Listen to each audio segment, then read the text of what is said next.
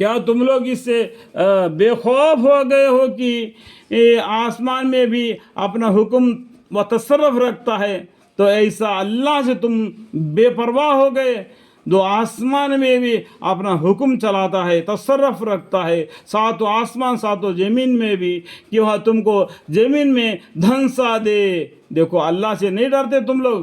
اللہ تعالیٰ تم کو چاہے تو زمین میں دھنسا بھی دیتا، پھر وہ زمین تھر تھرا کر الٹ پلٹ ہونے لگے۔ یا تم لوگ اس سے بے خوف ہو گئے ہو کہ آسمان میں بھی اپنا حکم و تصرف رکھتا ہے کہ وہ تم پر مثلاً عاد کے ایک ہوا تند بھیج دے۔ عاد کے قوم پر ایک ہوا ایسا آ گیا کہ کھجوروں کے پیڑ کیا بڑے بڑے درخت بھی جڑ سے اکھڑ کر نکل گئے۔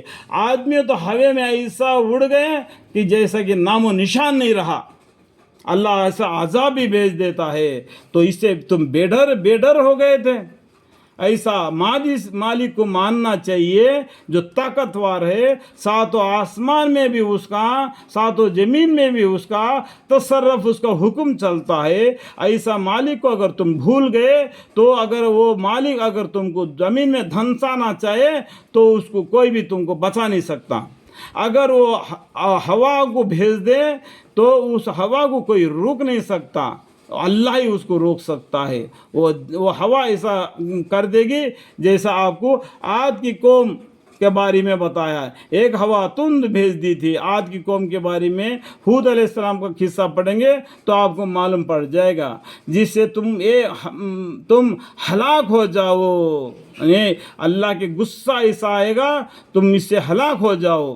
پھر بھی اللہ تعالیٰ نے تمہارے اعمال پر صبر کیے رکھتا ہے، صبر کیے رکھتا ہے ان قریب تک۔ ان قریب تم مرتے ہی تم کو معلوم ہو جائے گا کہ میرا ڈرانا عذاب سے کیسا سیاح تھا۔ حیات زندگی میں اللہ تعالیٰ قرآن کے ذریعہ، پیغمبروں کے ذریعہ ڈرایا تھا، پھر بھی نہیں ڈرا تو مرنے کے ساتھ ہی تم کو معلوم ہو جائے گا کہ میرا ڈرانا، میرا عذاب کیسا سیاح تھا۔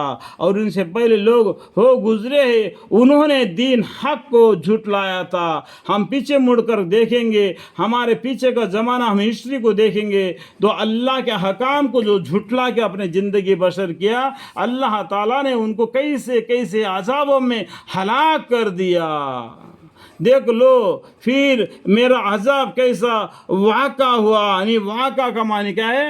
ضرور ہونے والا ہے، وہ کر رہ گیا۔ تو ہم ہسٹری کو دیکھیں گے تو معلوم پڑ جائے گا لوط علیہ السلام کی بستیاں، اور بھی کہیں ہود کے قوم، اور کیا قومیں جو 25 پیغمبر کے بارے میں بتلایا قرآن میں، ان کے بارے میں آپ پڑھیں گے قصص الانبیاء تو آپ کو معلوم پڑ جائے گا کہ اللہ کی نافرمانی کرنے والوں کو اللہ تعالیٰ نے کس طریقے سے عذاب واقع کر دیا۔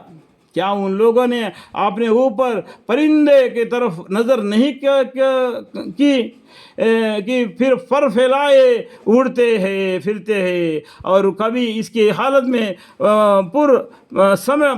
پر سمٹ لیتے ہیں؟ نہیں، جیسے ہمارے سر کے اوپر سے جو پرندے گزرتے ہیں، جو پر پھیلا کر بھی گزرتے ہیں، کبھی پروں کو سمٹ کر بھی پھرتے ہیں، تو بجز خدائے رحمان کے ان کو کوئی تھام نہیں سکتا، تو اللہ ہی ان کو تھام سکتا ہے۔ تو کوئی تم چڑیوں کو پکڑ سکتا ہے، کوئی کبوتر کو پکڑ سکتا ہے جو پر پھیلائے زمین کو، جو آسمان کے نیچے وہ نکلتی ہے، اگر کبھی پر سمٹ لے کے بھی اب چلتی ہے تو اس کو اللہ ہی رحمان ہے، وہی اس کو تھام سکتا ہے اور کوئی اس کو تھام نہیں سکتا۔ بے شک ہر چیز کو دیکھ رہا ہے اللہ تعالیٰ، بے شک ہر چیز کو دیکھ رہا ہے، اور جس طرح چاہیے اس میں تصرف کر رہا ہے، جس طرح چاہیے اس میں تصرف کر رہا ہے۔ رحمان کے سوا وہ کون ہے کہ وہ تمہارے لشکر ان کو آفتاب سے تمہارے حفاظت کر سکے؟ آفتاب کا معنی کیا ہے؟ سورج۔ تو رحمان کے سوا وہ کون ہے؟ اللہ کا نام میں سے نام ہے رحمان، اللہ کا نام میں ایک نام ہے رحمان۔